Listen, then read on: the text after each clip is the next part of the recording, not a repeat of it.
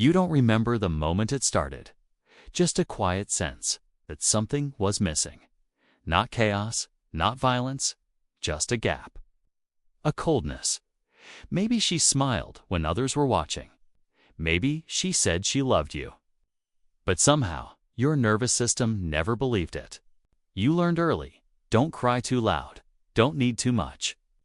Don't be a burden. You became obedient, quiet, high-achieving, or angry, or numb.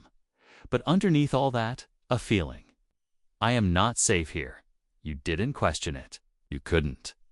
Because questioning it would mean questioning her. And she was your world, your mother. The one you were told would love you unconditionally. So if you felt unloved, you must have been the problem. That's how the wound formed. In silence. In self-blame. A mother doesn't have to hit you to hurt you. Sometimes it's her absence, her anxiety, her expectations, her control disguised as care, her emotional fragility you were forced to protect. And when you grew up, the pattern stayed. You chose partners who made you feel the same. You chased success to prove your worth. You sabotaged intimacy because it felt foreign. And still, you never looked back. Never looked at her. Because even now, the guilt is louder than the truth. What if you were never allowed to see what she really was? What if your pain didn't? Start with a breakup, or a job loss, or some vague sense of not being enough.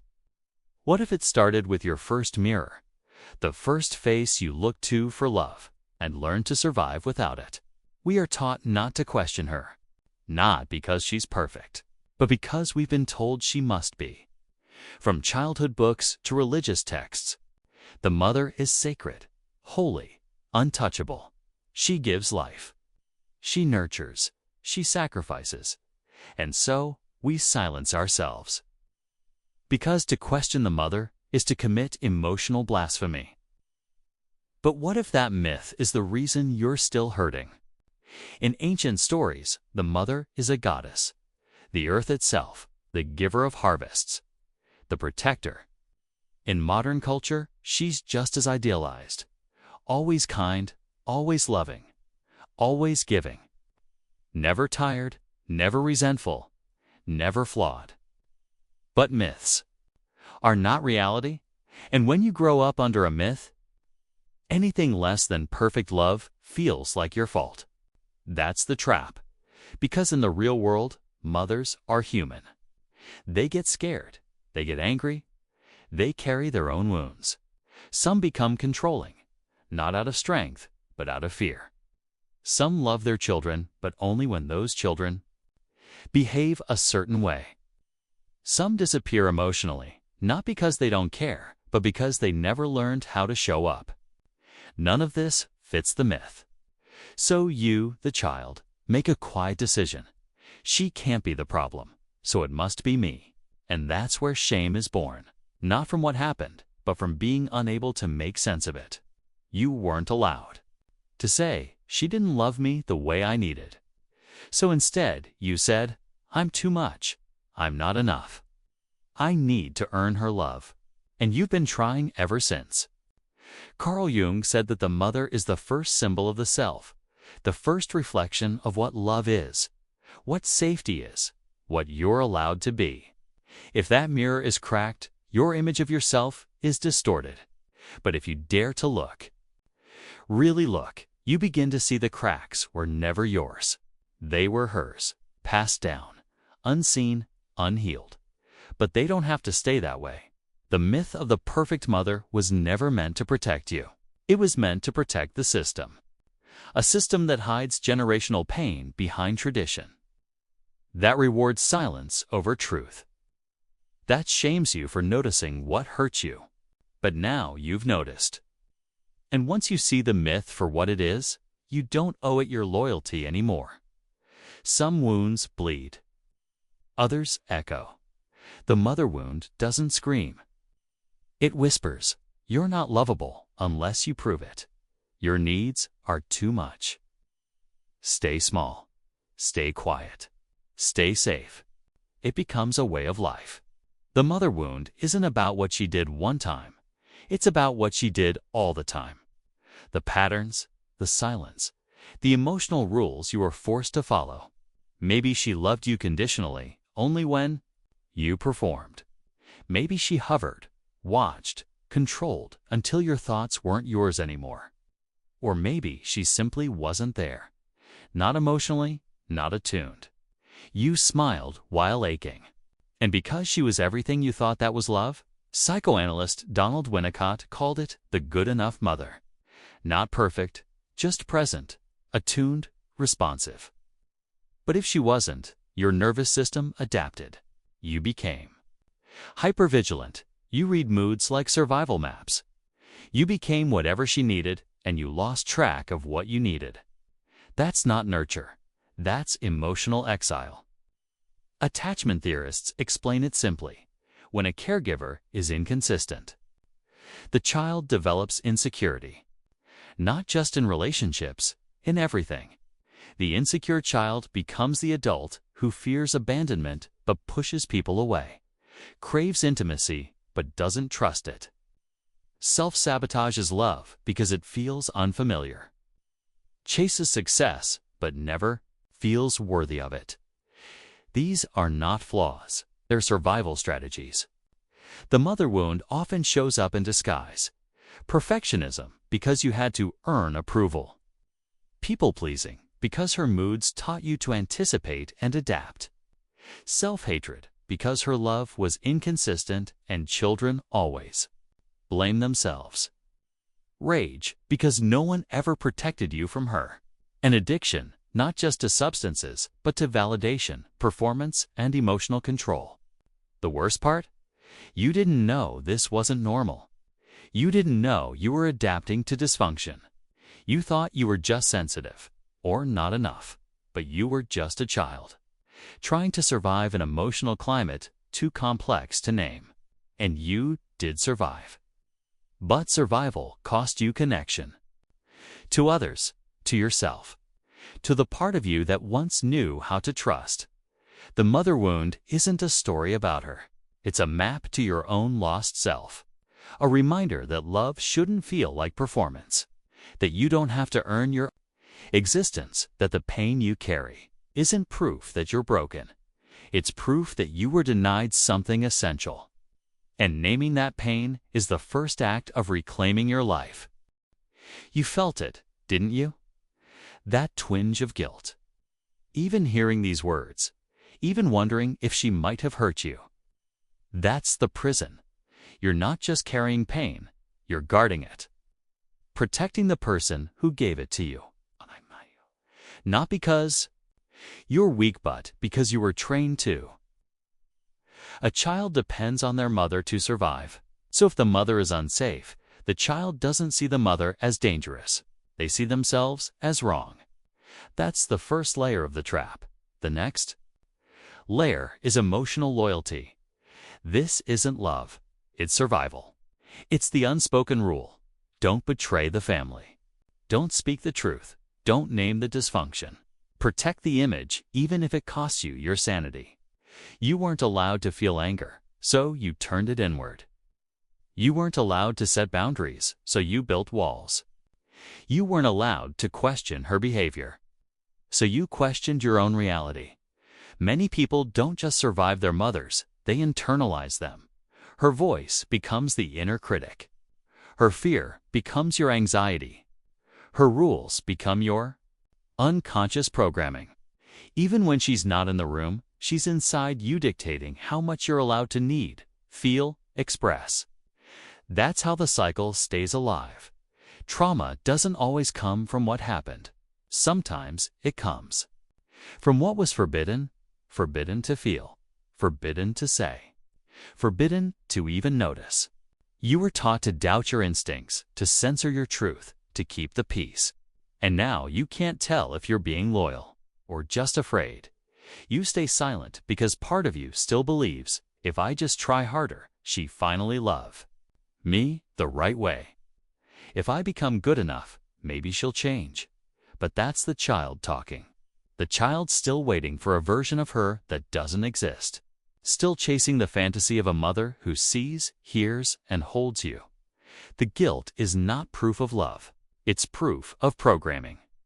A learned belief that her comfort matters more than your truth, that protecting her is more important than healing. But guilt is not morality, and loyalty is not healing. This prison isn't built of walls. It's built of silence, shame, and a story that says, you owe her everything. No, you don't. You owe her nothing that costs you your soul. The moment you question that story, the moment you choose truth over tradition, you begin to walk free. Asterisk, this didn't start with her. That's the part no one tells you. Your mother didn't invent her pain. She inherited it from her mother, and her mother before that. Emotional absence passed down like furniture. Guilt wrapped in tradition. Control disguised as care. Trauma isn't just what happens to one person, it's a pattern. A script, rehearsed unconsciously, generation after generation. Maybe your mother was raised by someone colder, someone harsher, someone who punished vulnerability. Maybe no one held her when she cried. Maybe she was forced to grow up too soon. Maybe she was never allowed to say what she really felt, so when you did, it triggered everything she had to. Buried to survive, you weren't the problem. You were the mirror. Family pain mutates over time. It gets quieter, more civilized. The belt becomes the cold shoulder. The slap becomes the silent treatment. The scream becomes the sigh. The trauma looks different, but the wound is the same. You are too much. You are not enough. You must abandon yourself to stay loved. And so she did. She gave up parts of herself to survive. And when she saw those same parts in you, your rage, your hunger for truth, your sensitivity threatened everything she repressed. And so she shut you down. Not because she hated you, but because she didn't know how to let you be whole. Without confronting what she lost. This is the echo. The way unhealed pain speaks through generations. The way daughters become mothers who wound their daughters without meaning to. The way silence becomes language. The way survival becomes law until someone breaks it. And maybe that someone is you. Not out of blame, not out of vengeance, but because you're finally willing to look where no one else did. You're finally willing to name what they all had to numb. And that's terrifying, because when you break the cycle, you break the spell. You stop performing. You stop pretending. And in that moment, the past loses its grip. You are not here to carry your mother's shame. You are not here to fix her story. You are here to end the echo. And that doesn't mean confronting her. It means confronting what lives inside you. The part of you that still believes you are unworthy.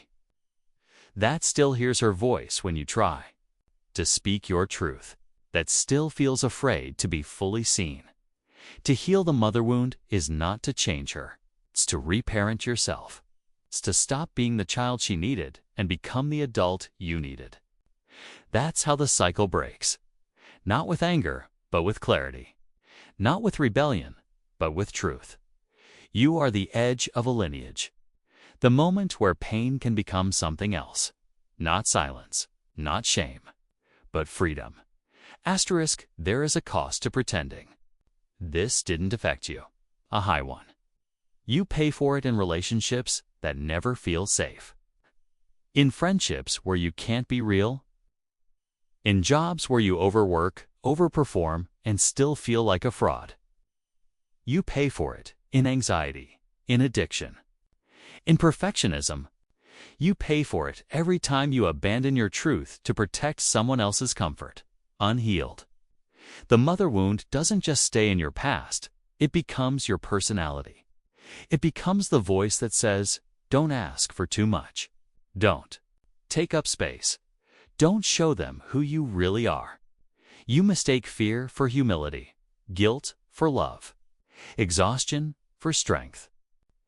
And over time, you forget what it felt like to be whole. Some people never wake up. They keep performing, keep pleasing, keep trying to earn love that should have been given freely. They marry people who mirror the same coldness, work for bosses who echo the same control, raise children while silently resenting the childhood they never got to have. That's the cost. You can bury this pain. You can intellectualize it, justify it, even make jokes about it. But your body will remember. In the panic when someone gets too close. In the shame after speaking your truth. In the numbness when joy should be present. This is what happens when you don't look back. The past runs your future. The mother wound doesn't just make you hurt. It makes you forget how to heal. Because it's not just about what she did. It's about what you stopped. Believing that you were worthy, that your needs were valid, that you were lovable even when you weren't perfect. When you don't heal this, you don't grow up.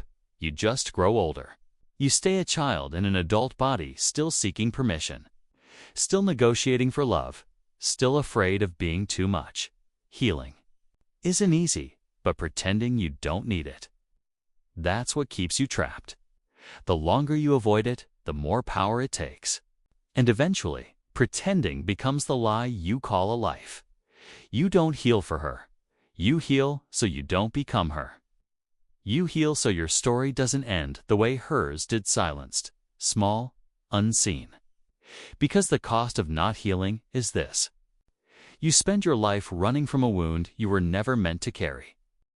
Healing doesn't begin with forgiveness. It begins with permission. Permission to feel what you were never allowed to feel. Rage, grief, betrayal, longing, the emotions you swallowed just to stay close to her. The parts of you you had to exile, just to stay loved. You're not healing a wound. You're recovering a person. The real you. The you before the performance, before the self-doubt, before you learned to trade authenticity for approval. Healing isn't becoming someone new. It's remembering who you were before the fear, and it begins quietly. You stop explaining yourself to people who can't hear you. You stop shrinking to fit inside other people's comfort zones. You stop calling it love when it's really obligation. And you start doing the one thing you were never taught. Choosing yourself. Choosing yourself isn't selfish. It's sacred. It's the act of breaking an ancient contract. The one that said, you don't matter. You rewrite it. Word by word, boundary by boundary, breath by breath. This is reparenting. Not fixing yourself, but re-raising yourself, Becoming the protector you never had. The nurturer you longed for. The truth teller your childhood never knew. You hold space for your pain without minimizing it. You validate your needs without apology. You become your own secure base. And when the guilt shows up and you don't obey it. You observe it. You name it. You trace it back, not to morality, but to programming. The guilt isn't a sign that you're wrong. It's a sign that you're doing something revolutionary. Because the systems that raised you were not designed for wholeness. They were designed for silence. And when you choose wholeness, you become dangerous to those systems, not by attacking them, but by outgrowing them. Healing the mother wound is not about fixing her. It's not even about confronting her. It's about making peace with the fact that she may never change and loving yourself anyway. It's about living the life she couldn't, feeling what she numbed, speaking what she feared, creating what she was never allowed to imagine. This is the return to self, not the self your mother needed, not the self the world demanded, but the self that was always there, waiting, watching, whispering. It's safe now. You can come home. Asterix liberation doesn't come with fanfare. It comes in quiet decisions. You've stopped calling dysfunction normal. You've stopped chasing love. That costs your self-respect. You stop silencing yourself to keep old systems intact. You break the cycle by breaking the silence. You're not here to repair the past. You're here to transform its meaning, to become the proof that it didn't end with her. That pain wasn't your inheritance, it was your origin story. And you chose to rewrite it.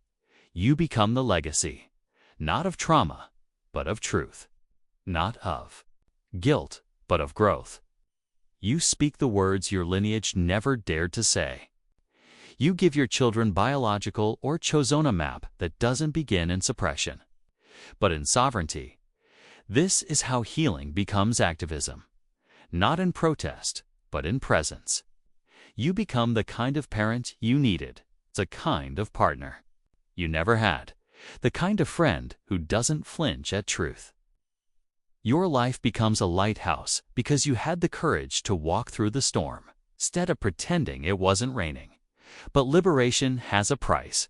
You lose people. You lose roles. You lose illusions. The old world resists your freedom because your wholeness threatens its control. You will be misunderstood, mischaracterized, maybe even rejected. But what you gain is something far rarer. Yourself. You'll know you've healed when silence no longer feels like safety. When love doesn't come with conditions. When you can feel anger without self-loathing. When you can look in the mirror and see not a problem to fix, but a soul that survived. And maybe one day, you'll hold the younger version of yourself not in memory, but in presence. You'll whisper to them the words they never heard. You were never too much. You were never too broken. You were just never protected. But I'm here now, and I'm not leaving. That is legacy. That is freedom. That is how the story ends. Not with revenge, not with blame, but with truth, and truth is enough.